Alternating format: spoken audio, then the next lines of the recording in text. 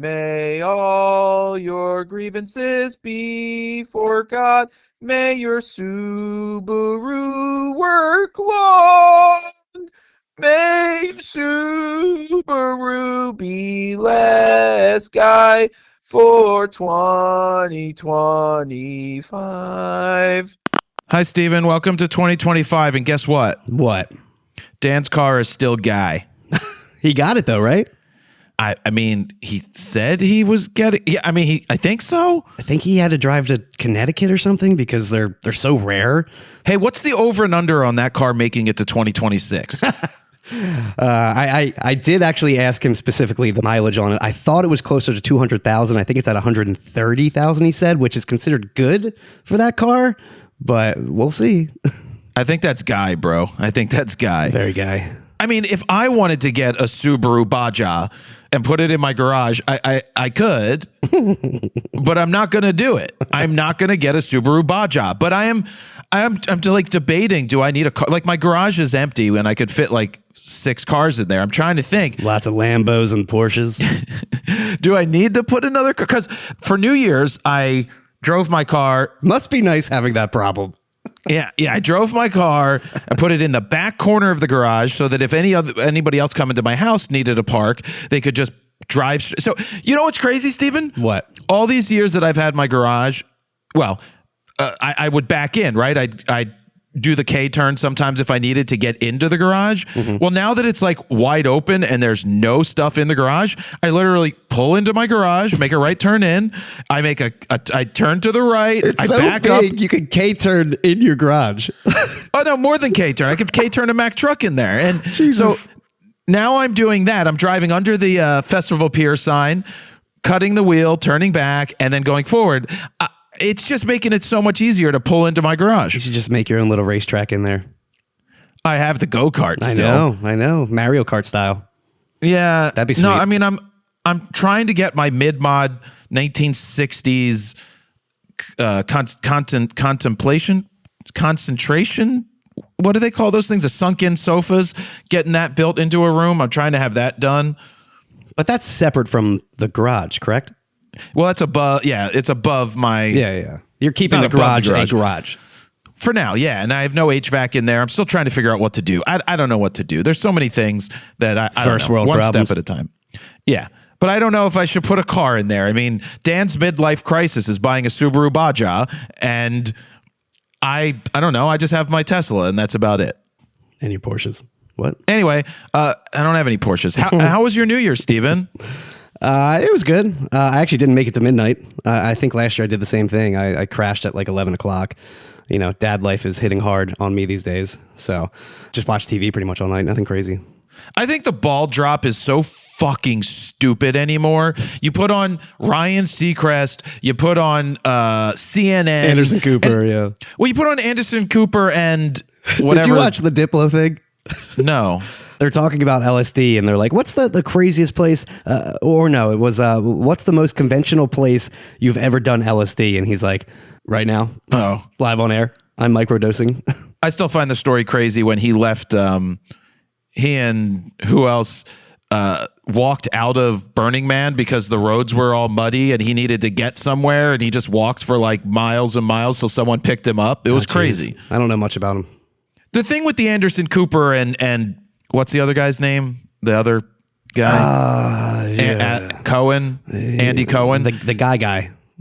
Yeah, he's very Guy. They're both Guy, to be honest with you. True, I don't know why they what I find reprehensible about that entire, all of it is so fake. From the ABC thing to the, like, this, everybody wants to be here on New Year's because this is where it's happening. It's like, what, where people are shitting in their diapers and pissing in their diapers because they can't get out of line?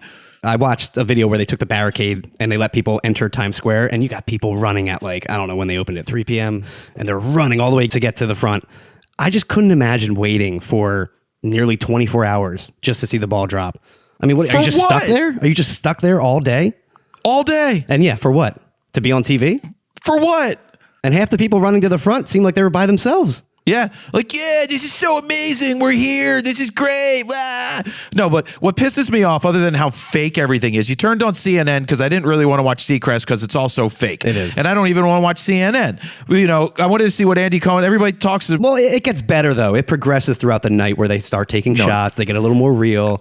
And they definitely and I think break. that's the problem. That was the reprehensible part for me. You could I clearly think that's see. the real part. I think it's fucking stupid. I think it's glorifying alcoholism and drinking and Shut up. degradation. No, I will not shut up. You could clearly see that Anderson Cooper doesn't want to drink. He's just like, you know, it's not funny. It's funny. showing kids watching TV that you should drink. This is what New Year's is about. I don't think kids are watching CNN. Doesn't matter. They're going to watch the clips of this dumb shit. I just think it's stupid that they glorify alcoholism. I just think drinking is fucking stupid. I don't consider it alcoholism if you're just having a drink for one night. It's a celebratory drink. You're not celebrating. You're doing it because you think that everybody else is doing it. That's why they're doing shots. Like, what's the point of shot for New Year? Yay. You don't need to drink to celebrate. Eat a fucking cupcake. Eat a cookie. It comes from somebody that doesn't drink. Yeah, because drinking's fucking stupid. It kills you every time you drink. You can Just drink like dry responsibly, January. Jared. There is no such thing as drinking responsibly. That's the liquor companies telling you to drink responsibly, but they know that it kills you, like cigarettes. You can't have a glass of wine with dinner? If you want, have a glass of wine. Yeah. I won't. I'm not saying get hammered. Well, that's what they're doing. Just everybody glorifying getting wasted. What do you think of dry January, Steven? I mean, I don't care for it personally, but I guess if people are willing to do it, why not? You know, whatever works for them. My problem with dry January are the people that will drink up until midnight on January 1st, and then as soon as February 1st hits, they're like, yeah, back to getting sloshed. Yeah. You got to understand some people have a real problem, and it's not easy. They should seek help. Yes. They should seek help. That's what I'm saying. I know, but you just make it sound so easy. Yeah. But it's not for some people. I'm sure it's not. For me it is, but I'm sure it's not for others, but they should seek the fucking help. I just hate this idea that the country and everything is all about gambling and fucking getting drunk. Addiction is a serious thing. Yeah. And luckily you don't suffer from it. No, but yet that everything is allowing for addiction, like the whole gambling addiction. Yeah. And they've made it easier to gamble these days because you can literally sit on your phone and play casinos. It's just insane. Yeah, I refuse to even start it because I know I will probably be one of them that gets addicted to it. So that's why I don't do cocaine, Steven. That's why I don't do cocaine. Well, that's a different story, but I've never done cocaine, but I was always like, if I did it, I'd probably like it and want to do more. Yes. I'm good at cutting things out, so it's whatever. But I for New Year's had no plans really, and then had 6 people over. Troy came over, and a bunch of other people came over, so it was just low key playing Cards Against Humanity, which is actually fun for a couple hours. You played a game? Cards Against Humanity, Steven. Yeah, I love Cards Against Humanity. Yeah, it's fun. It is fun. I played that. I don't like the ABC, the ball drop. I mean, Ryan Seacrest could literally be doing that for another 35 years. He's 50 years old. I mean, he's the new Dick Clark, I would say. Yeah. I just think that it's such an old school 30-year-ago mentality that anybody gives a shit about that. Like the CNN thing, the thing that got me more than the drinking was some co-host guy going around out there dressed up like the Empire State Building. It's like, guys, this shit was what in 1967. Maybe that was funny because people all tuned in to watch. Now it's like, what are we tuning in to watch? Dumb shit. It's just ridiculous. Yeah. Like middle America dumb. I don't even know if it's middle America dumb shit anymore. It's just so bad. Because it's so I produced. tune more in just to watch the awkward live interviews and stuff like that. It's so cringe. Well, and the audio, the singing is so bad. Yeah. The singing that they do is so bad. And 99% of it's not live. No, most of it's recorded. Yeah. And it did pour there too. So there was that. Imagine you're waiting outside and it poured. Anyway, what'd you do on your time off, Steven? I did a lot. But I also didn't do a lot. I just had a lot of family stuff going on. We had a big family party at my in-laws' house on Christmas Eve.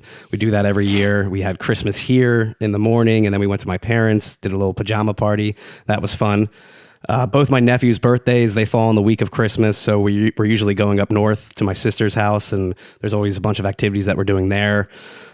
We did a bunch of like light shows. There's a light show here called Glow that you drive your car through, and it's ridiculously overpriced. Is it guy? If you drive your Subaru Baja through it, there should be a guy one. There should really be a guy one. A Subaru Baja would be a perfect car to drive through because it's off-road, you know? It's literally like rough terrain as you're driving through and you're just bouncing along. But the thing is, it's $50 for one car. A car? So you can load up your car, you know, you can have a little clown car going on, but half the lights were out. Like half the lights weren't working. There's signs that are supposed to move. They're not working. It's like for $50. Did you ask for $25 back? No, but when we ended, they actually offered for us to go again. And I'm like, no, I'm good. Wait, why would I go again? Well, because if you go twice, you get 100%. Yeah, it essentially is a guided light show that syncs up to music. You turn your radio to a certain station that syncs up to the music, and it's fun for like Hannah. You know, she kind of barely knows what's going on, but she likes all the pretty lights. And then they have little characters along the way. So they had like Mickey and Minnie Mouse. They had like Donald Duck. They have Star Wars characters. That's right. Hi guys, Happy New Year! Yep. It's Mickey Mouse, everybody. Ho ho ho ho. But it's nighttime. There's no spotlight on the characters, so you can't even like see them. It's just a lot of the stuff. It's like, do you guys even plan this out? I don't get it. For what you're charging, this should be a pristine light show. You got. Well, apparently they changed it up this year and they took away, like they had a Christmas Village and a bunch of other things. So you're paying the same amount that you paid last year. I didn't know any different because I didn't go last year, but it was all right. But I still think it's ridiculously overpriced for what they offered. And then just did a lot of cleaning around the house. You know, I did a deep clean of my tankless heater, descaled that, installed a bunch of USB-C PD receptacles, cleaned out my office, did a lot of organizing and backing up of my personal files, just a lot of stuff that I've been waiting to get done throughout the year. Your office still looks the same. There's still that t-shirt hanging back behind you that's been there forever. But I started organizing the closet behind me that has all my gear. That's my walk-in closet. What happens when you have another kid? Do you have like an extra room somewhere? Yeah, this is a 4-bedroom house, so I still got one spare bedroom. Isn't that the Mickey Mouse room? Oh, that's right. This is where all the fun happens at night. It's Mickey Mouse room. And we did just watch Wicked last night. I will say it was pretty good. And I'm not a musical guy. I'm not watching Wicked. I did not have great expectations. My wife loves it. She's seen it like 4 times. This might have been our 5th time. Let it go. It's not Disney. Is that the song? I know. Wait, what's that Wicked song that everybody sings? Dude, Higher? It's powerful, man. The last 10, 15 minutes of the movie, that's where that song kicks in, and wow. What song? What's it called? I can't even tell you. Wicked songs. No one mourns the wicked, the wizard and I. I think it's Defying Gravity, I'm pretty sure it's called. Oh, well, let's see Wicked, Defying. I'm going to try and sing it. Dude, the last minute, 30 seconds of that song, damn, she can sing. Oh, the last 30. Well, let's see the lyrics here. Alpha, why couldn't you have stayed calm for once instead of flying off the handle? I hope you're happy. I hope you're happy now. Song sucks. It's Elphaba. Who's Elphaba? She's the Wicked Witch, basically. Is it the Wiz? It's not the Black Wizard of Oz? I mean, she's a black woman, but she's green in the movie. But it's her and Ariana Grande. I think her name is Cynthia Erivo, who plays Elphaba. What I don't understand, though, is that, you know, they paint her skin green like the Wicked Witch, but she looks great. You know, just green skin. And in the Wizard of Oz movie, like, she's got the, you know, crazy nose, the chin. She looks ugly as hell. I just don't understand, like, why didn't they make her look ugly? But now this is part 1, Wicked. There's still part 2, so I don't know what happens. We shall see. But again, I'm not a fan of musicals. I thought it was really good, though. Just really long. 2 hours, 45 minutes, something like that. Jared will not be watching Wicked. Did you pay for it? I think you would like it. Yeah, my wife bought it. How often is she going to watch Wicked? She's already seen it, like I said, 4 or 5 times. So she will watch it. God. And yeah, I mean, it's worth it if you're going to pay $5 to rent it and you watch it 4 times. It pays for itself. I don't think I've ever need to rent a movie 4 times to watch it. The only movies that I've paid for are Serendipity and what's the other one? The Family Stone. We watch them every single Christmas, and I always have to rent them, and I pay $5. So I'm like, you know what? I'm just going to buy it. And it was like $10 to buy. So they're the only two movies that I actually own that we watch annually. The only time I will buy a movie is if I won't go to the theater and I can rent it or get it for $15 or $20. And it's like, yeah, well, I've got a couple people. It'd be cheaper than going to the theater anyway. Plus, I have a theater at my house. You do. Yeah. That's much better than the actual theater. Yes, I will not go to a theater because I can pee whenever I want. Have you been to a movie theater recently? No. The issue with me, I've been to the 2 local ones around my town, and the screens are just so dim. And I don't know if it's to see the full, dark scenes and everything, but they're just so dim. Sometimes I can't even tell what I'm watching. They're bad laser project. They're not the new laser projectors or something. Well, one of them has been fully remodeled. So I assume that's the newest, latest screen, but it still looks not great. I'd rather watch at home where it's nice and backlit. Yeah, I wouldn't. I don't go to the theater. There's nothing there. I found that movies aren't even good anymore. I'd rather watch a TV show. It just seems like shows are better. They're the new movies. Did you see that new movie with Jason Bateman called Carry On Netflix? No, I heard it was terrible. Well, people are calling it the new Die Hard, and that it was one of the biggest Netflix movies from the past 5 years or something like that. It was such a great movie. Hey, I thought it was good, but I think it's a total just straight to streaming type movie. I didn't think it was incredible like people were making it out to be. That's the point. That's the point about Netflix movies. And Ben Affleck said it a couple years ago. He's like, they could take, $100 million and get 25 shitty films made, or I could take $100 million and create something that's of actual value. But they don't want to do that anymore. I've always noticed that with streaming movies, they're like C+, B- at most. They're good, and then they don't finish. They just don't finish good. There's been a couple of movies, and only a couple that I've seen that went straight to streaming or were made for streaming that I'm like, wow, that could have been probably a blockbuster movie. One of them is the Tomorrow War that I believe Amazon Prime made. Tomorrow War was supposed to be a blockbuster movie. That's what I'm saying. I thought that was an incredible movie. I really enjoyed that movie. Same. That was a good one. And Air, I think that was also another Prime movie. I thought that could have went to theaters. And I think it did for a small run, but that also went pretty much straight to Prime. But there's a select few. It's very rare where you don't get some cookie cutter, straight to streaming type movie. Yeah. Anyway, you want to know what I focused on? Printing pictures. Yeah, you were off, and I stayed here and worked every day. So yeah, I focused on printing on the Pro 1000 and the Pro 1100, the 4x6 prints. I had to do over 2,000 of them. Wow. For the Kickstarter that ended, and prepping it for a couple months down the road when the books do finally come in. But I got into a rhythm. I would count 15 sheets. I would set up stacks of 15 because I would print 15 at a time from each machine. One photo gets printed 15 times. So is this something you could have just automated? Like, hey, I want to do a batch print of 15, 15, 15, 15, just hit print, and they'll just keep printing and printing and printing, and you just have to put them off to the side? Or is it something you had to literally manually do every 15 prints? You can only get a certain stack of paper in the machine. If I could have put 100 sheets in the machine and let it go. Oh, how many 4x6s can you fit? I mean, I think the thing could maybe hold under 30, maybe 25 to 27. Like, it's thick, 25 is like that. So it's like, it is thick paper. Yeah. I also didn't want to over queue it because if the printer shuts down or if there's an error for some reason, then, or it runs out. Sometimes when it runs out of ink, you put new ink in and then it shows an error in transferring because it got interrupted. So you have to start back over. So I got into the method that I knew that I was doing 15 at a time. And if there was an issue and I counted 8, then I knew I had to print 7. Oh, see, I would think that wherever it froze up at, that you could basically start right back up where it froze up at and just keep going down the queue. Like in Media Encoder, for example, for Premiere, I can hit batch export of 200 files. And if it freezes the computer up halfway through, it'll just restart the program and I can start back up where it left off and still keeps everything in the queue.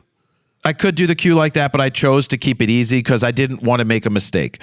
So this was, for me, I would set to print to one printer, set to print to the other. They would do their 15 prints each. I would work on other stuff. I had all piles of paper ready to go that were blank, and I got into a good rhythm. Now, out of the 2,000 plus prints, I only had 3 that ended up being issues. For whatever reason, one was just about done to print. It had like one more line to print, and it spit out the paper. Don't know why. Like, computers, right? Yeah, so I don't know why. One must have just loaded wrong, and so it printed an inch in the first line, and it must have caught itself realizing it, and it spit it out. And then the machine just, for whatever reason, the power cycled on it, and that meant that print wasn't any good. And I don't know why that happened, but out of over 2,000 prints, that was it. It was those 3 4x6s, for whatever reason, had a thing happen to it. Other than that, 2,000 without an issue, and just had to change some ink here and there, had to change the maintenance cartridge. But other than that, flawless printing on the Canons. And this is connected via Wi-Fi, or are you directly it's connected Wi-Fi. in? Okay. It's Wi-Fi. I know you used to be plugged in back in the day. They changed their system. They made it a hell of a lot better, so I don't have to be plugged in now. Okay, good. Much more secure. Oh yeah, it sends it direct. It sends the whole file first to the machine, so it doesn't, because there's an option where you could have it Wi-Fi streaming and print line by line as it's sending it. But with the big printer, we have it set that it will send the entire file over to it first, then print from the hard drive in the storage on the printer. Okay, then it seems like they up their storage space on the printer on the big itself? ass printer. Nice. Yeah, on the big printer, there's like a 500 gig storage. Oh wow. On that one. On these little ones, I don't know. But as I always say, I love printing, and everybody asks, like, should I get this printer? And the answer is the same for everybody. If you are going to print a lot and you're going to make money off of it, it is a no-brainer. It's going to make plenty of money for you if you can sell your prints. If you could sell your prints. If you can't, then obviously the printer's not for you unless you've got unlimited funds. Exactly. And money is, and you just like giving the stuff away. On the flip side, Giving the gift of photography. exactly. And on the flip side, if you aren't sure if you're going to be able to sell stuff, order prints from Printique or any other printing lab that you use and sell those until you save up enough money, or just sell those and make the profit, because you don't have to put out the almost the $1,200 to buy the machine. Yeah. If you had to guess, how much ink did you run through in terms of overall price? So that is a very difficult thing to answer. Now, I do know cost per print. I can figure that out because I can run the system will show you how much a print costs. Like a 17 by 22 might use $2.38 of ink combined, right? And it will break down how much cyan, magenta, yellow, black, whatever you used. The cartridges that I had to change the most, there was there's 4 black cartridges, 2 darker, 2 gray, and then there's the chromatic, the CO. The chromatic optimizer, chroma optimizer. Like a clear coat, right? It's like a clear coat. So the ones that I needed to change was the CO and a couple of the black. I rarely had to change any color cartridges throughout the whole thing. Like, I don't even know if at all I had to change any color. It just really is economical how it sips the ink. So what was it cost per print for a 4x6? Don't know that exactly right this second. Because I'm looking on Printique right now, and it's 32 cents per 4x6. Yeah, I'm so curious if it's much cheaper or about the same or what. It's probably going to be very similar. Don't forget, I bought I had to buy this paper. So this is better paper than what's going through the Printique machine. Which is like a thicker cardboard, almost like luster style paper, right? That's what I'm using, the thicker style. Yeah. Right. So I get a box. Oh man, I get it from Red River. I ordered every single box they had, by the way. I really? asked them. They're like, yeah, we have enough to fulfill your order. I was like, cool. And I had it shipped to your house while I was away. But Yes.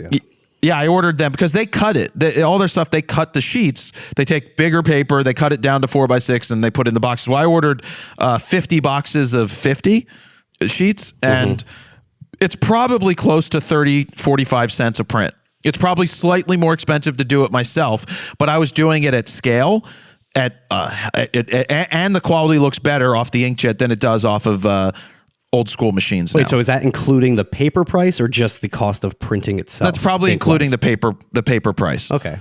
That's not I'll have to terrible. see how I pull the cost per sheet from it, but it's really not that much. I also turned down Turned down for what? I turned down the quality to standard from high. I did a test to see what I print. So when I'm printing anything that I sell, it's printed on high. There's 3 levels. There's the extra fine, high, and then there's standard. Standard's going to be much quicker for printing. High looks exactly the same to me as the highest end. Right? I assume it's just a difference in DPI or what?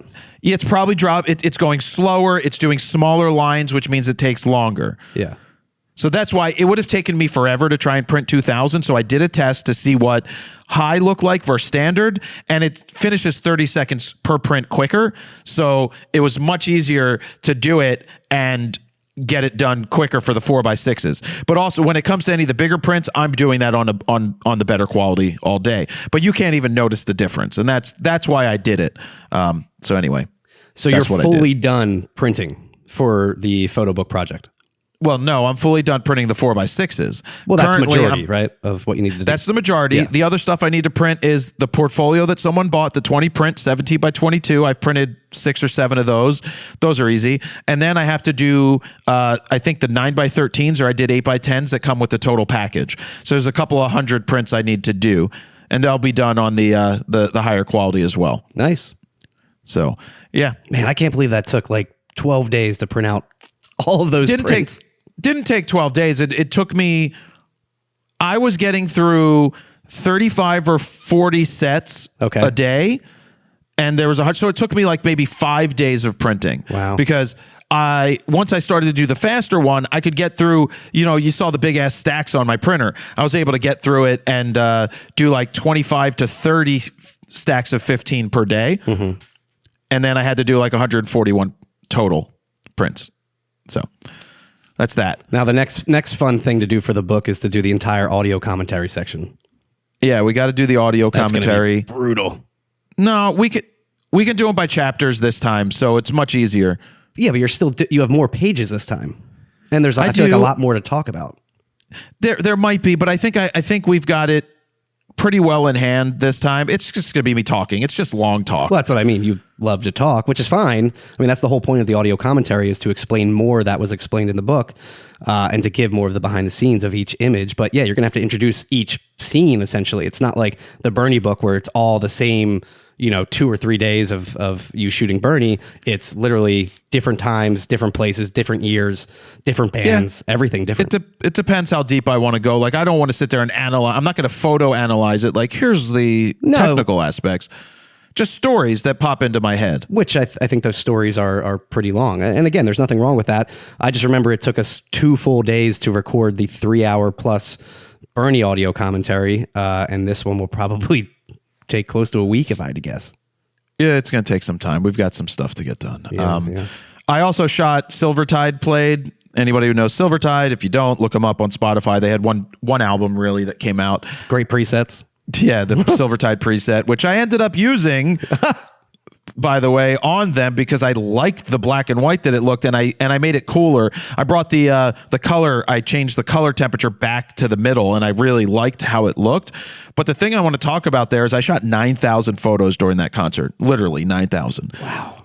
It was like 9,800, and I sat there and I'm like, and I'm using the R1, and it's like, what the fuck, man? So you had 40 frames per second plus pre-shooting on? Sometimes 30 frames and sometimes 15, but yeah. And I have this fear now, which is bad, that like, if I'm not shooting at 40 frames a second with pre-capture, I'm not going to be able to do it when I do it with 1 frame. Like, it's just like, I have to find the happy medium. I have to figure out what is the best method, because I even can limit it to 10 frames a second, but if I have pre-capture on, it's going to be an extra 5. And then every time that I'm holding the button halfway down, it's pre-capturing. And then I press the button again, I'm taking another up to 5 to 10 to 20 to 20 extra photos every time. And it's constant. So even when you're not trying to pre-capture, you're still pre-capturing. If it's a quick, your finger's on the thing, it's still going to be 2, 3, 4, 5 extra pictures because it's buffered. It's just insane how many shots you take. Do you find it running down the battery a lot quicker since it's basically constantly pre-capturing if you're always holding the shutter button halfway down? Noticed that on the R5 Mark II when I shot baseball, but I didn't notice it as much with the R1. Even in Kenya, I didn't run through the R1 batteries very much. But I need to figure out what to do because it's like 250 gigs of photos just from one concert. When my entire archive from 2004 to 2020, to like 2020 or 20 something even up to 2024 before the R1 and the R5, it was 10 terabytes. Wow. Now you're shooting almost 10,000 images in a night. So the R1 battery is 2,700 milliamps for that one big brick battery, where the R5 Mark II with the new LPE6P battery, it's 2,130 milliamps. Now that's only for a single battery, so technically you should have more battery power with the R5 Mark II if you're using two batteries and a grip. But you felt like it was still drawing a lot more power quicker? Well, I didn't have the grip at the time, so it was just one battery. Oh, okay, because you always shoot with the grip, I feel like. Well, it wasn't in yet. We didn't have it. It was at the beginning. Gotcha. When I used the R5 Mark II and the grip in Kenya, that's what I thought. Yeah, it wasn't bad at all because it's using both batteries at the same time. It doesn't use one then the other. So yeah, it basically acts like one giant battery, which should give you technically 4,200 milliamps, which is nearly double. It was fine. But, back to the 90 some hundred photos, that becomes a problem. It's like, how do I store these? Do I need to store all 250 gigs? Do I just export? I exported my 133 keepers as the originals. That was 4 gigabytes. I will say I could probably cut my entire archive down in half if I got rid of all the non-keepers. But I know, it's just like, when have I gone back to the non-keepers? It's like, never. Well, I will say I found myself going back to old shoots and being like, wow, why didn't I like this photo back then? And I have a fresh eye. Yep. So I don't want to delete anything. I really never have. I always just dumped everything from the card onto my hard drive and kept it that way. And then, obviously did my 5-star ratings and all that kind of stuff so I can easily find the keepers. But yeah, it is rare that I go back to the entire catalog for that specific shoot. Do you find yourself grabbing a lot of photos that were taken with pre-capture specifically, or it didn't really work out in your benefit this time around? It's hard to know because unlike the Sony, it doesn't put a star at the first one. So I don't count backwards, I don't go in and see the pictures and then count back 15 or 20 frames. I'm sure the pre-capture is absolutely helpful when it comes to sports. In certain situations, it was extremely helpful for when you're focused on like a lion and you're waiting for them to turn their head towards you. Sure. And so when they start moving their head, you then start taking the pictures and then you know that you got that sweep. You basically wait for after the action happens almost, and then you take the picture. Or you wait for when the action does happen and you start shooting, but then you got the pre-action. Like you confirm that the action's happening. There was a thunderstorm brewing in the distance in Kenya. It wasn't a big one, unfortunately, but there was lightning. I'm like, wait a second. I can just focus on the cloud. Yeah. And when someone says lightning or I see it in the thing, I press the button and I get it. And that's what I did. So it was real easy to get the lightning. I did see that photo and I was wondering how you captured that, if that was timed or what. I'm like, hey, someone say lightning when lightning happens, or just say now. And then I take the picture. Like, yeah, it's pretty damn easy. Like, it's pretty damn easy to do that now. It's just you end up with so many extra shots that it would be interesting. Like, you have to figure out if you're taking, say you shoot for a half a second. I shot for a half a second, that's 20 shots. It pre-captured for a half a second, that's 20 shots. Say you shoot for a full second, that's 60 pictures. Wow. So 60 raw. Well, at least you're not shooting with the A9 III. Yeah, no. Speaking of RAW, I wrote a script for RAW versus JPEG while you were away. Oh. I don't know if you read it. But did you upload it? Yeah, it's uploaded into the proper area. No. It's up there in the Slack. Oh, I see it. But no, I just sat down and wrote it, and it was basically based off of this girl on Instagram who wrote something. I'm going to read it to you, Steven. I was thinking about doing like a daily fro where I ranted and did it myself, but I just want to read this to you. Oh, and what's funny in the script, Steven, there's a point in the script where I talk about like the size of RAW files, and then I'm like, the first I talked about my D2H and whatever. I think I talked about buying it, and I went and I got the receipt and scanned it already so that you guys have the original receipt from when I talk about how much my memory card was. It's right there on the receipt. I have it. Nice. From 2004. I have every single receipt from every single camera, accessory, lens, body that I've bought. I have all the boxes still. Well, you know where all my receipts are kept in case you ever need to look through them? In the boxes, right? There's one box that has all of the written receipts that I got from Alan's camera. Where's that? And Mid-City camera. It's all in the F5 box on the shelf. Okay. So that's the stack of things if you ever need to scan them. But let me read what this woman, young one, millennial, younger, Xenial, I don't know, wrote. Earlier hold on. Do I have to get into Earlier this month, I attended the 2000. No, I don't know this person, and I'm not going to say their name. Someone will probably send this to them anyway. But earlier this month, and this isn't ripping on their work. This is just me commenting on what was written here that they wrote. Earlier this month, I attended the 2024 Nikon Ambassador Summit. Well, right there's a problem. I could share so much about the event, but let's focus on something personal today, JPEGs. During the summit, I had a chat with one of my favorite NPS representatives. I'm not going to say who. We talked about everything. So yes, you'll see more posts coming from that. But let's talk about JPEGs. There's always this running conversation about how RAW is better. And sure, RAW has its place. Yeah, everywhere. Yeah, fuck. Oh, wait, I'm supposed to be nice. If conditions are unpredictable or if I'm unsure, I shoot RAW. But when I nail it all perfectly in camera, ? Well, the good ending of a sentence right there. Should I? Those Nikon JPEGs are. This is the next paragraph. She needs to learn how to write. Those Nikon JPEGs are pure magic. The Nikon color profile ? Perfect. Period. It should be exclamation point. Me correcting stuff. The light ? Controlled. What the fuck are you talking about? First off, if conditions are unpredictable, you shoot RAW. It goes so far beyond that it's not even funny. I think that people have lost the understanding for why RAW is so important, and it's not just because you get it right in the camera. That is such an old diatribe that it's not even funny anymore. Take this shot, for example. This is tricky lighting. So it's like a portrait of a girl backlit in bright daylight outside. This is tricky lighting, harsh backlight, deep shadows, and a subject I need to balance perfectly. I shot this in JPEG only, and it worked. Straight out of camera. No heavy editing required. The only thing I needed was all that yummy Nikon information baked into the file. Funny story, I accidentally shot this entire session in JPEG.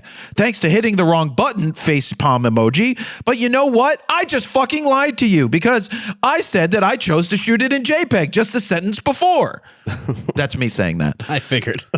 But you know what? It was perfect. And that accident reminded me to trust myself, trust my exposure, and trust my process. I mean, for over a decade, I photographed in JPEG only. So here's where I land. If everything comes together the way I want it, light, exposure, color, then why spend time editing RAW files to look exactly like the JPEG I already nailed, ?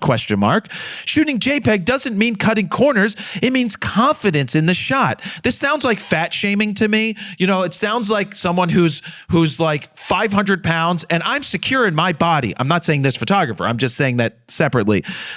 It means trusting yourself. And for me, ? Sometimes that's all you need. Why would you put "and for me?" ? That's not a question. It's "and for me, sometimes that's all you need." JPEGs don't just save time. They show that when you trust yourself, sometimes less is more. You can't be more wrong. I'm with you 100% on that. I just think RAW, it's so much more of a flexible file, and you can do. Sometimes I don't even know the aesthetic I'm going for until after I process the photo with a certain preset or something like that. But that's me. I am 100% for getting it as close as possible in the camera. Of course. 100%. That's what it's about. And again, having the raw data is so much more powerful whether you miss or you don't miss. And yes, JPEGs look incredible out of camera if you set your picture style correct. Most people don't even set their picture style correct or even tweak the files after, and they come out so flat and guy that it's not even funny. So for years, I photographed for iHeartRadio, and we would do a lot of live events. And a lot of those live events, we had a whole digital team behind the scenes that were uploading pictures as we shot, basically. So I would shoot JPEG plus RAW, and then they would take the small JPEGs with a custom picture style like you're talking about, a little bumped up in terms of contrast and color, stuff like that. So it looks decent straight out of camera. And yeah, it looks good, but it would never compete against my RAW files. I would take the RAW files home and be able to do so much more with them and really make them how I envisioned them when I took the photo.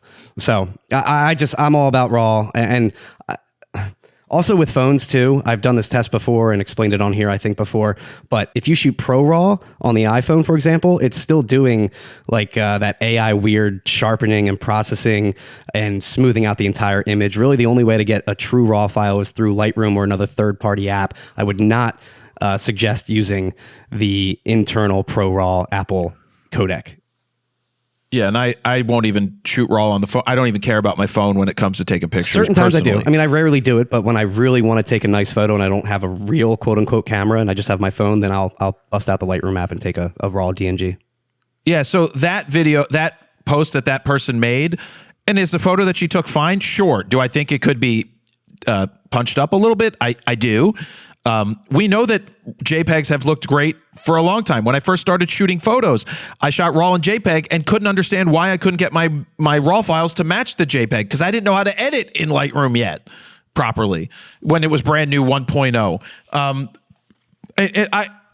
I write about it. I made a script about it. I also debate, like, do I just make this in the beginner, in the next video guide that we do, which I'll do a section on RAW versus JPEG, but break it down different. There's a point I make. Troy, I don't know if, did you see the photo I posted of Troy's, it's a zebra out on the distance, and he put the animals at the very bottom, so there's a little bit of green, and the horizon has the animals, and then there's a lot of blue in the clouds. Yeah. It's like 10% of the frame, right? At the bottom? Yeah. It's like 3%. Yeah. Do you know, he was set to auto. I had him set to auto ISO. But for some reason he kept. Oh, you showed me the before and after. Yeah. Yeah. 2.65 stops off. 2.65 stops off. So guess what I did? I have the original files. I have his memory card still, put it back in the R3, exported it as a JPEG, as the camera would have edited it, right? I exported from the original file as a JPEG, because you can export, put that into Lightroom because it was off by 2. And I know she's saying that if you get your exposure right, that's great. There's some times where you're off by a stop. And so anyway, I do the same edit on the RAW file as I do on the JPEG. Obviously you can't recover the same amount of detail. And then I tried editing it just without matching. It looks like shit. There's a reason that we shoot RAW. And it's not just because, just in case you make a mistake. It's, yes, if you do make a mistake, but all of the fucking data will make your files so much better. You know what I've been seeing a lot lately? I'm in a lot of beginner like Facebook photo groups just to see what's going on, what people are talking about, what people are interested in. I'm just so far removed like you with the beginner nature of things that I tend to forget like what we really should be teaching. And lately I've noticed a trend with at least a lot of beginners thinking that they need to shoot 4 or 5 stops underexposed to keep the sky perfectly exposed and then basically silhouetting the subject itself, and then they're bringing that back up and trying to almost HDR the image and balance the exposure. But because they're 4 or 5 stops off using probably a lower end APS-C camera, it looks terrible. And I just don't understand this. I don't know if it's a trend or just beginners think they need to do that, but I've seen it time and time again over the past few weeks, and they don't look good. And what I don't understand is that's fine if you want to do that, if you want to try and keep your highlights and your shadows balanced, but use a flash then. Do it the right way if you're going to do it. It's just so weird. We are so far removed from beginners. We are. And I've said this to you, when I've done my boot camp, I've learned so much from the people that have come to the boot camp about my new method of teaching, and from teaching Troy and Katie leading up to going to Kenya, the questions that they ask and how it has really informed me for when we go into starting to make the next video guide. I don't know where these ideas come from. I don't know where someone gets the idea that you should ever, underexpose the histogram needs to look like this. I'm shooting a concert. The histogram's never going to look right. Don't get me wrong. I have done that in the past in very specific situations, whether I intentionally silhouetted these subjects or I knew that the sky looks really dramatic and I wanted to keep that into the frame and expose it properly, but also expose the subjects properly. So I knew I could underexpose at base ISO, say ISO 100. I had a full frame sensor. I knew I could bring that back later, 2 or 3 stops, even 4 stops, and make it look decent. I remember there was a photo of Matt and Kim, for example. There was this epic looking sky. They were performing and I had them small in the frame and I wanted to balance both of them out. And I ended up bringing back almost 5 stops in post, but it looked fine because, again, base ISO, full frame sensor, a sensor that can handle that kind of dynamic range. When you do it the right way and balance it the right way, it works out fine. What I don't understand is that they're, again, doing this final edit, lifting the shadows, trying to balance everything out, and then they're just blowing out the sky anyway. So why even do it? It's just, there's a lot of bad information out there. A lot of, I'm assuming some very uneducated people thinking that they are teaching on TikTok or wherever, that it's a fad, it's a trend, it's some bullshit, and they're just wrong. And there's only so much we can do about it, because I do think we're right when it comes to the method that we teach, and it's get it damn close. Get it damn close.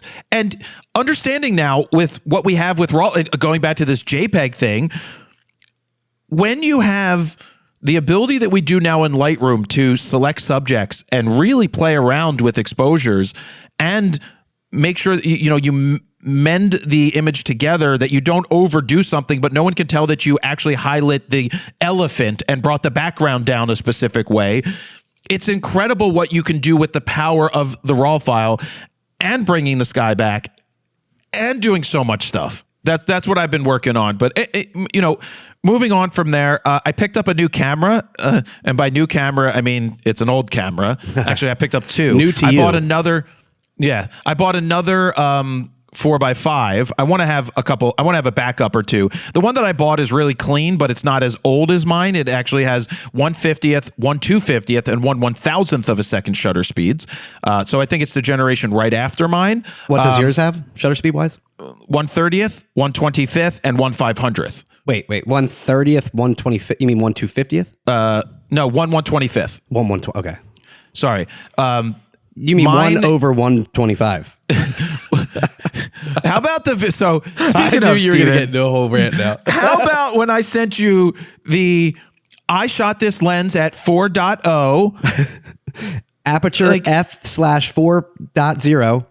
Well, that was coming from a video of I don't know if they're husband or wife, because I really think the one guy is guy. So it was a guy and a girl, and they're talking about they have like 1,000 followers, and they're making an infomercial for how to do house photography, real estate photography, which if you want to do real estate photography, you go find Mike Kelly and you read every one of his things and watch every one of his videos that he sells, because he's the master of that. Well, but these are high-end shitty advanced professional. Yeah, that's what he does. Yeah. But these 2 are shitty photographers trying to, here's how I set the camera. You don't even know photography. You don't know settings. You know nothing. And I'm not saying you shouldn't attempt to sell something, but people that are buying should realize when someone is not an expert in the field that you probably shouldn't buy from them. But it was really bad. I set this lens to 4.0. Just learn the fucking basics, you fuck. I have noticed, though, again, in these beginner groups, there's people doing videos and explaining their settings, and a lot of the younger generation, I should say, or just beginners in general with photography, tend to say the shutter speed's like 1/125 or something, like a fraction. 1/4. I was 1/100. So here's part of the reason I haven't really focused on a lot of beginner videos for a while is I want to save those beginner videos for promoting the beginner guide. Mm-hmm. So when we do here's how to properly hold a camera, here's how to say shutter speeds and apertures properly. This is a shutter speed. This is a stop. 1/100th of a second. It's not 1/100. It's not 1/80. It's 1/80th of a second. This is basic. And I think when it comes to full stops and third stop increments, stuff like that, I think a lot of beginners get very confused on what exactly a full stop is, for example. Yeah. So we can go through all that, and all of that can lead into, we use that as a lead generator to sell the education. And also, most kids don't have education because the schools don't teach photography. There is no photo class where when I had Mr. Is teaching me or Mr. Bauer the beginning of photography, it was, this is shutter speed, aperture, and ISO. Here's what all of this means. Here are the terms. We had to know the terms. It's essentially all self-taught these days. It's self-taught, and it's also watching people, and there's a lot of people that don't know shit. Yeah, but that's what I mean by self-taught is trying to watch a million different YouTube videos and teach yourself. Yes, I'm not saying that I'm the best of the best with honors, sir. I am certainly one of the best experts out there in knowing this shit after 30-some years of shooting. I think I've taught a lot of people the right way, in my opinion, how to do this shit, and we're going to continue to do that. 30 years? Which 30 years? 30 years of professional shooting? I started shooting professionally at professional? 15. I made money at 15, Steven. I know. I love getting audio about that. Fucking Beckett Magazine. Since I was 13 years old. I'm going to be 44, bro. Is it 44? I knew your birthday's coming up this month, right? Yeah, this month I'll be 44. I didn't know if it was 43 or 44. No, it's always one less than the year. Gotcha. Because I'm born in 81. That's easy to remember. My brother, I was at my brother's yesterday, and I'm like, yeah, my birthday's coming up. I was born in 81. He's like, 80. I'm like, Jay, I was born in 81. He's like, 80. I'm like, Jay, I was born in 81. He's like, oh. Is your brother what, 2 years older? 46? 2 years and a couple of months. He was in November of 78. So he's 46. Gotcha. Is he 46? He just turned 46 in November, right? Oh, yeah, he would be. Yeah. Fuck. See, I don't know. Wow. Yeah. And then I'll turn 44 in a couple weeks. So that's happening. I feel strong though. I feel strong, bro. Yeah. But anyway, back to the camera so that was one camera I bought, and then I bought a wide lux medium format. You know the wide lux. Peter McKinnon bought the wide lux medium format. Oh, I do. I have a brand new wide lux 35 millimeter format. Oh, maybe that's what I'm thinking of. I have that. I never used it. That's the turret one, right? Yeah, the turret one, and then there is the. They made, and there's only like 100,000. There's not a lot of them. The wide lux medium format version, $2,000, by the way. Which one is the one that Jeff Bridges uses? He uses the F8 or the F7, the 35 millimeter one. Gotcha. I'm going to test both out. The reason is I'm thinking if I'm shooting baseball again, that it would be interesting to add the wide lux in there when I go to a different stadium and I go early and I set a tripod up and I can shoot all these places from home plate, all these different stadiums, and get the turret going. Or you get a player on third base who then runs home and you take the picture and he gets him on third base and it gets him at home. Like, there's just potentials for changing it up and doing it different. And the medium format gives you a much larger file to work with. Wait, did you get medium format so you could still say you're not a normal film photographer? You're not shooting 35? No, that wasn't it. It was just because you have a wide lux already. I do. I have the smaller one. I want to try them both. It's just funny. I want to try them both. But the bigger one is how much extra space. It's like 3 times more data vertically, and so it's still the same width in terms of like how much you're getting in the frame, correct? It's still 150 degrees. Yeah. Okay. It's just larger format. It's just on a larger, so it means a bigger lens. It means just a larger format. Though I do like the sprocket holes of the 35 millimeter. So I don't know what matters. And then I'll end up getting it drum scanned. I got it at Retro Camera or Retro Photo, whatever they call it, in Reading, Pennsylvania. He's got everything. He's got like hundreds and hundreds of Leicas sitting there. If you need to get stuff processed, they do that. You can mail it in. They run a deal. You can pay for X amount and get it done extra. So will you be developing this yourself as well, or taking that somewhere?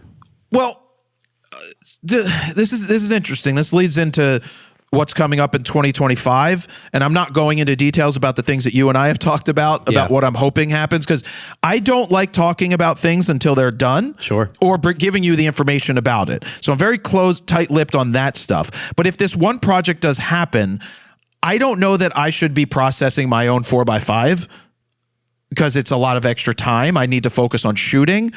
I was thinking of buying a lot more Jobo. at stake too. There is, but I was thinking of a Jobo processor. A Jobo processor is this processor that's like a machine. It's like $4,000, I think, and It rotates evenly, and you could put 12 sheets in at once, up to 12 sheets in at once. And I might buy that and have and let someone else use it and process my stuff that way. Even though this one person that I was talking to, she likes to develop things a specific way, which I totally get. I don't mind developing myself. I mean, what I would need to do, Stephen, if I was doing this project is we'd need to undertake de-dustifying that bathroom upstairs, or potentially building a different dark room for me, or ripping out the shower in that bathroom. Just use your garage. No. You should use it. Why not the basement? There's light in the basement. I know, but I'm saying we could build some sort of dark room. Because I have that shower, I have the water and everything. Everything is already up in that bathroom. If I take the shower out, you have water downstairs too. There is. It would all have to be run. I don't know that I want to do it in the basement. It's possible, but the one upstairs I could totally retrofit with a new sink, a new platform, and just clean it. It just needs to be cleaned. It's very dusty. Whatever. Anyway, that's a project that I'm hoping happens. If it does happen, I will obviously be talking about it when it does. That's outside of Frono's Photos stuff because it's a little different.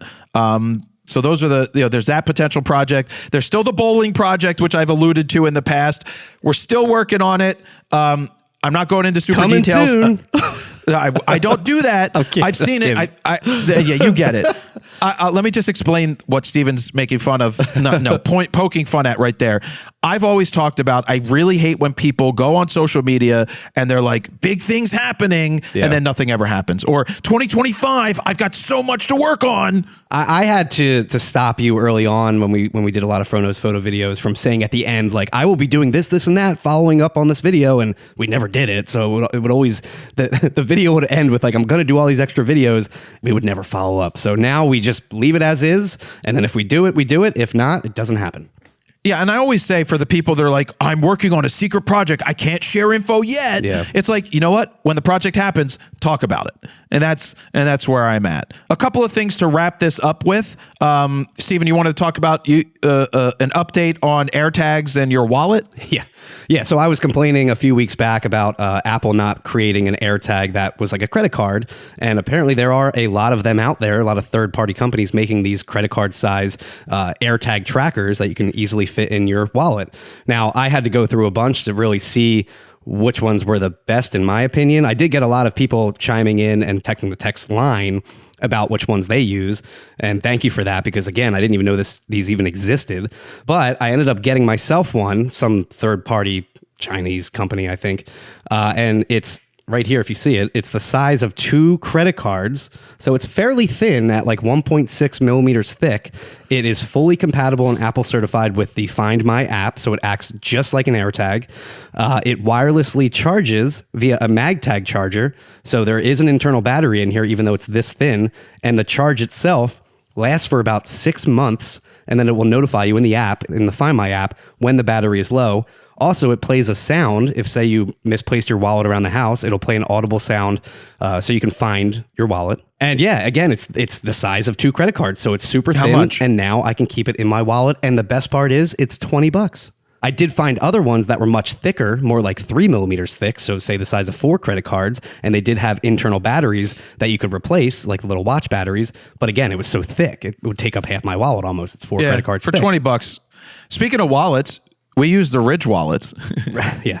And there was another one that was just as thin, but it was just a one and done battery that would last only for about a year, and then you had to get a new one. And it was like $20 also. So I would have to pay $20 every single year and just keep paying for it. Now, again, this one's internally charging, tracks my wallet. That's all I ever wanted.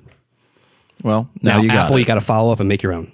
The rumors on the new AirTags are same AirTag shape, which it would make sense that they don't change it because there's so many accessories for it. And we do use a Ridge wallet, and I had a lot of people saying you could just get the AirTag back plate for the Ridge wallet, but again, it makes it thicker. It makes it so much thicker because you have that giant circle sticking out of your wallet, and the whole point of a Ridge wallet is to not have a Costanza size wallet. Well, I remember you went from Costanza. I had every single gift card and credit card that I had ever in that wallet. But this brand, if you guys are looking for one, it's called Yaote, Yaote. Look it up. It's a wallet finder tracker card on Amazon. Yeah. I might be due for a new Ridge wallet. I've had this one. We've had this for like 7 years, but This is the one you just gave me, the newer one. oh, yeah. So the reason I didn't like the new one is they didn't give me the money clip. I like money clips, not money bands, because when I'm packing hundreds, I don't want the risk of the band. No, I agree. So I used to have the clip, and now I have the band, and I will say I rarely really use my cash anyway, so it doesn't really bother me. It's just always in the band, and it's tight enough where it doesn't come apart. So. Yeah. Anyway, a couple things wrapping up.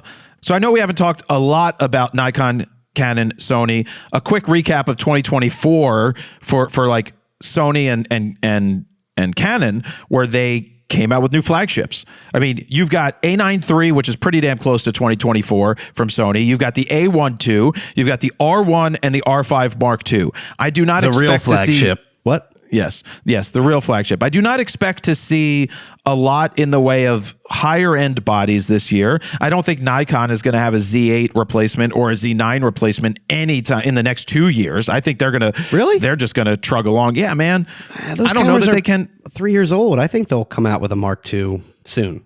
I love how Petapixel promoted the fact that the best updated firmware, the Nikon Z9 is by far the most updated firmware friendly camera. It's like, yeah, again, guys, like a minor firmware update doesn't mean shit. And when Canon and Sony put them out, there's a reason they don't have to put them out that often, is because there's not as much, the cameras already are great. I mean, they have added a significant amount of new features and had some decent firmware updates, I will say. But and not I do wish 5.0 version. But I do wish that Canon and Sony followed suit. I mean, Sony really doesn't update their cameras at all, and Canon's mainly just bug fixes and stuff like that. I do think Nikon's doing a great job with that, but yeah, it's not completely changing the camera, but 5.0 I know introduced a lot of video-centric features, and I'm looking right now on Wikipedia, and it looks like we are officially just over 3 years old since the Z9 came out, which was Christmas Eve, December 24th of 2021. So I think next year is going to be the update for the Z9. And then I think 2 years for the Z8 still. I don't think we'll see a Z9 in 2025 replacement. If it's 2025, it's late 2025, November. Just like 2021 in just late December, or it's early first quarter of 2026. Yeah, I expect Canon will focus on R6 Mark III, R8 potentially, and lenses. And I think Sony will focus on the, what's that? The A7 V and some lower end stuff, maybe glass. But I don't really see them needing, I don't see these companies doing a ton other than just maintenance stuff this year. Well, I think the biggest one for me will be the A7 V. I think that's going to make a big splash because it has been some time since the A7 IV came out. A lot of tech has been introduced since, and I think they need to completely redo that line because they have a lot more competition now between the R6 Mark II and the Z6 III. The A7 IV has really fallen behind. So I'm curious what they're going to do, if it's going to be a complete refresh or just a simple, almost firmware update like they did with the A1 II. Also, speaking of the Z9, I know we just released that recent video of the R1 versus the A1 II autofocus, and I saw some comments about people saying, like, why didn't you include the Z9? It's like, guys, that's because these are brand new flagships with the latest autofocus. The Z9 is a 3+ year old camera. It's not fair to throw the Z9 into the mix. I mean, the point is to test out the newest cameras that just came out only a few months ago. And we did do a lot of other comparisons over the past week or two that we didn't get to talk about, obviously. With not doing RAWtalk, like the A1 II versus A1, the A1 II versus the A9 III. There's a whole bunch of videos up on the channel if you guys haven't checked them out just yet. And we got a lot more coming up, like the R1 versus R3, sensor review, high ISO comparison. That's a pretty interesting video. And in terms of the photo industry, there's always people talking about the photo industry has been decimated for years and years. It's down 90%. And again, if anybody goes and looks at the numbers pre point and shoot working and then post point and shoots going out of fad, even though they're coming back in, the whole point and shoot industry died. But the pro end, the consumer prosumer end didn't die. It stayed relatively the same amount for years and has gained. So, that whole like the industry is dying. No, just the point and shoot industry died, and they needed to evolve around that. But I think that we are in one of the strongest points for photography ever because of how many people are interested in it now. Agreed. Especially the physical, tangible form of actually holding a real camera, quote unquote, versus say an iPhone. I think a lot of the younger generation is getting into, I want a tangible print from a Fuji Instax, or I want to actually hold a real camera and take an actual photograph, or even film. We've seen it with film, obviously. But I think next year or this year is going to be that resurgence of point and shoots. Yeah, I don't get these kids wanting to use point shoots, but hey, they weren't around when they existed, and now they've discovered them. So whatever. It's the same thing that we would do when we would discover something, and older people were like, we had that when we were kids, but we didn't. Vinyl. So, yeah. Well, fuck vinyl, dude. Just I'm just saying that's an example of the resurgence of vinyl, because even my generation, we weren't around. Vinyl's still stupid. I don't care what anybody says. Dude, I've got so much vinyl that I don't even play. It just sits on a shelf collecting dust. You know why? Spotify. Spotify. I just hit a button and I'm like, oh, it's great. Oh, I got every song I ever wanted at my fingertips. Oh, but the sound is so warm. It's so warm. Well, why don't you stick a dildo up your ass that you just heated in the microwave, and it will be very warm? It's so warm off this shitty, cheap Bluetooth speaker that I have the turntable connected to. Exactly. Anyway, we've got a lot. Steven and I need to sit down and do our 2025 talk where we talk about stuff and then we don't actually do most of it, but at least we have the talk. No, a lot of it's recapping too, like the past year of what worked and what didn't. And every year we're like, we already know what works. The proof is right there with the numbers, like in terms of videos. Do you know what's funny? What? I did have a note here to kind of talk about that, but that it was like not that part, but chasing fads and the word algorithm. Exactly. Where we know we have friends that constantly do everything. Well, the algorithm won't like that. And you know what? I don't fucking care. Stop talking about it and focus on what works. We go completely against the grain of what supposedly works these days in terms of videos, because all of our videos are not short form. They are all well over 20 minutes. Most of the videos, minus Fix, are almost all at least 20 minutes long, closer to 30 minutes. And it works. And it's understanding your type of content and what works. We're 16 years almost into doing Frono's Photo, and there's been a lot of evolution and a lot of change. But the one thing that doesn't change is that you don't chase fads. You don't try to chase trends. You try to set trends and you do it your way and you adapt and you evolve. But if you're doing everything based off of what the algorithm wants, this boogeyman that no one knows how it exactly works and will change on a whim tomorrow or every freaking hour they're tweaking, you're doing the wrong thing. Play the long game. That's what we're here to do. We continue to make that content. We know what we like. We know what works for us. We know what works for other people. We will try things from time to time to see if they work. But that's like, we have an idea of what works for us. Any idea what we made on YouTube last year monetarily from AdSense? People always like to ask this. Total number after the cut and everything? The take home. I'm going to guess 95,000. Close. I think it was 84,000 this year, which is not that high. It's not that low. People think you make buku bucks, though, with just AdSense. And I've always said it like, I think one person could maybe live off that if they had a channel by themselves making that kind of AdSense revenue. And didn't own 5 buildings. Running a full company, though, with actual employees, I mean, you can't live off just that number alone. No. I mean, if it's a side hustle and people are just making videos, like sitting at their desk and people are paying attention because they're talking about book reviews or whatever, and it's working, and you get, I think it was like that. I think that's across 16 million views or something for the year. Mm-hmm. And it just shows you, like, if you doubled your views, we always think like, what could we do to get more views? Keep in mind, we also don't force ads throughout the entire video. We really just do one ad, the skippable ad in the beginning, and that's it. So we could make a lot more revenue if we actually force people to watch ads, but that obviously pisses off the viewer. At least it pisses me off when I watch videos like that. But what we do is we put our own preset ads in, which are where we generate the revenue. People could also simply skip that and not. Sure. To me, built-in, burned-in ads don't bother me because I know I can just simply skip ahead. Not a big deal. Yes.